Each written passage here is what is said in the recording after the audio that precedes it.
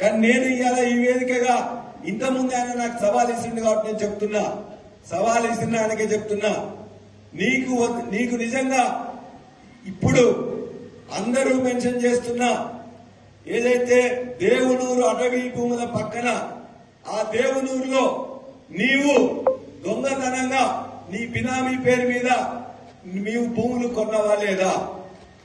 ఆ భూములకు నీవు ఒక జీతగాన్ని పెట్టుకొని గత నెల వరకు కూడా గత సీజన్ల వరకు కూడా వ్యవసాయం చేయించినవా లేదా?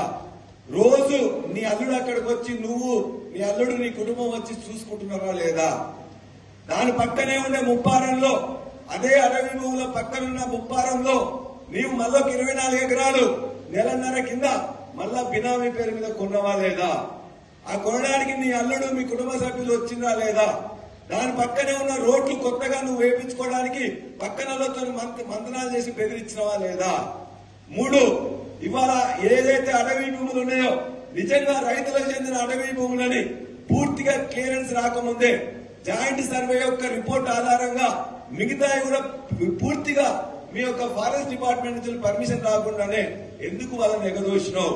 వాళ్ళందరికీ పని కాకుండా వాళ్ళందరినీ బెదిరించి చివరికి నువ్వే కాజేయాలని చెప్పి నీ ప్రయత్నం చేస్తున్నావా లేదా?